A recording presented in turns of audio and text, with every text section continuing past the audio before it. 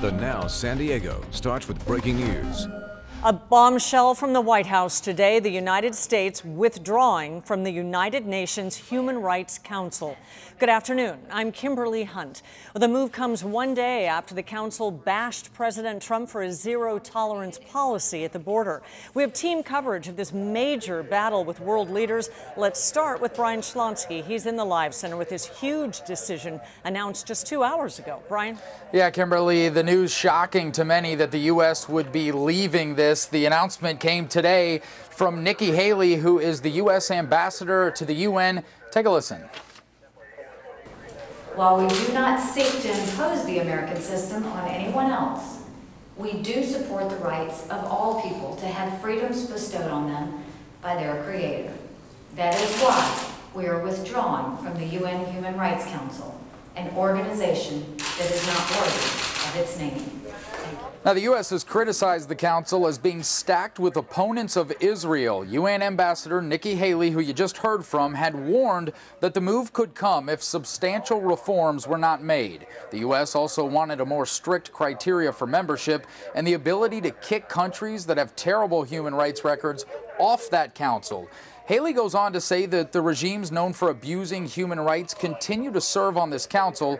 Several non-government groups already condemned this move, saying that withdrawing gives other members of the council, like Russia and China, too much power. The withdrawal comes one day after the UN High Commissioner for Human Rights spoke out against the separation of children from their parents at the U.S.-Mexico border.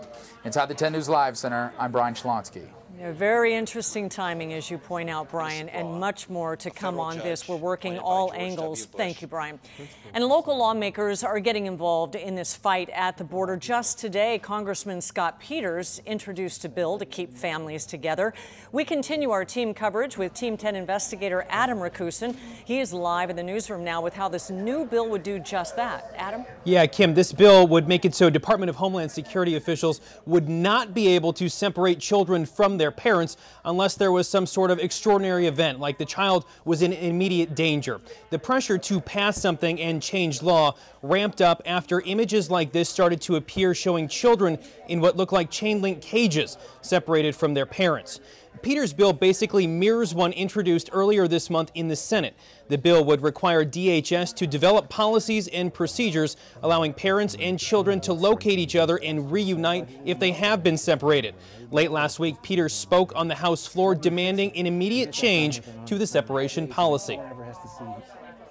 You know, we don't know the exact number of children who've been separated from their parents, but we do know that just one is unacceptable when their parents were just trying to give them a better life. It's also potentially unconstitutional, because I know people in this chamber still care about that.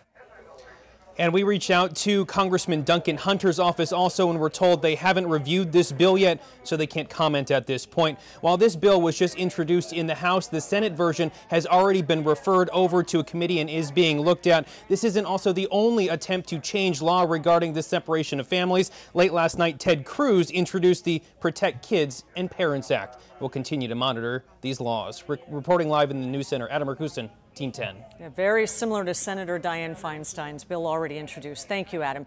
This isn't the only bill that's introduced today. So coming up in about 3 minutes, the Now showing the other bills and what Republicans are offering.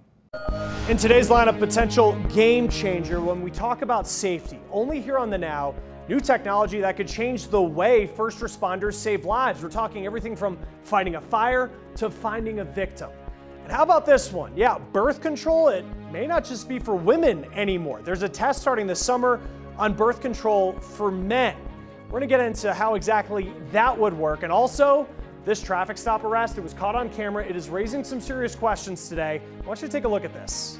Video, Sam. To jail. You don't get to resist. I told you my license number, you crazy Yikes. So, did police go too far? We're going to be getting into that.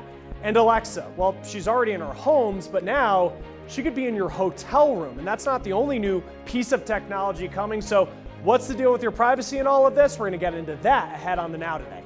Very important privacy issues. Thank you, Chris. We look forward to that.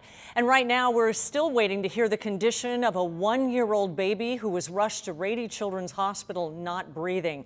10 News anchor Mary McKenzie is in Descanso at the home where CAL FIRE says the baby was alive when they got there, but now homicide detectives are on scene. This is the home on River Road in Descanso where sheriffs were called about 7:30 this morning. You can see there are car seats in the driveway. We've seen other signs that a child or children live here. We know the baby was taken to Rady Children's. We don't really know much more than that at this point, though. Homicide detectives will be investigating, as will deputies from the child abuse unit. But those are standard procedures involving a child under the age of 1. I did talk with 2 neighbors who tell me that this home is rented as Section 8. They say in the past it has been a revolving door of problem tenants. One neighbor saying that there was drugs, violence, even theft, but neither of the neighbors knows who lives here now. The home is taped off, as you can see, for now as the investigation continues into what happened here. In Descanso, Mary McKenzie, 10 News. Ron Schlonsky back with you now inside the 10 News Live Center watching more breaking news. The Trump administration expecting North Korea to return around 200 sets of remains, soldiers killed during the Korean War. That's according to 4 different administration officials.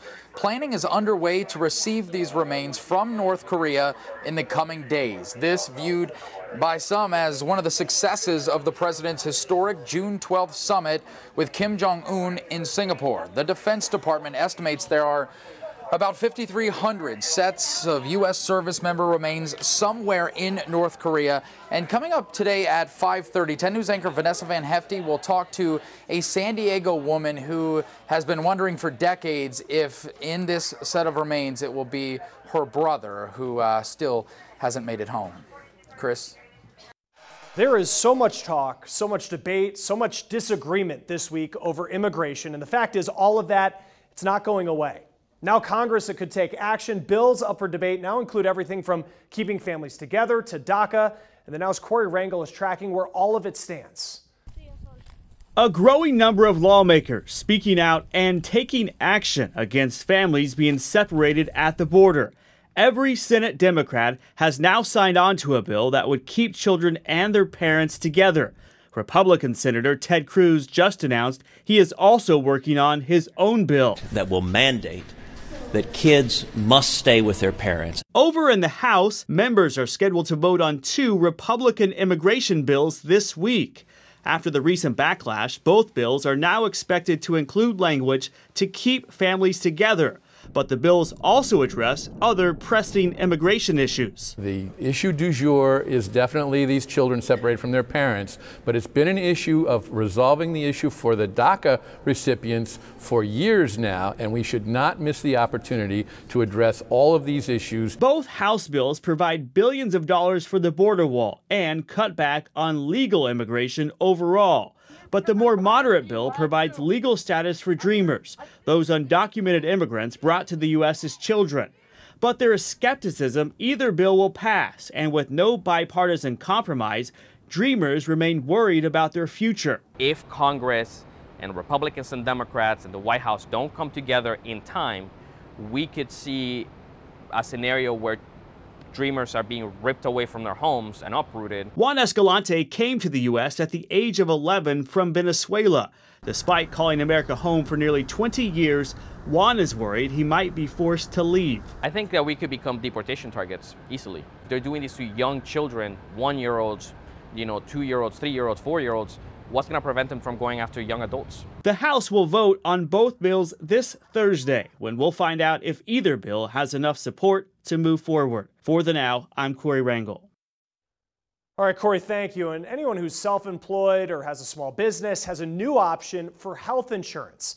The Trump administration rolling out details of the association health plans today. The plans can be made available to specific regions or businesses in an industry. Certain organizations, like say a Chamber of Commerce, they'll have the option of sponsoring a plan to certain people. The Labor Secretary says the new plans will also keep the same protections for people with pre-existing conditions, older people, and women that large company plans have now. All right, let's get back to our lineup here. And this really could end up being just a game changer when we talk about safety, the new technology that could change the way first responders save lives. That's when the Now continues.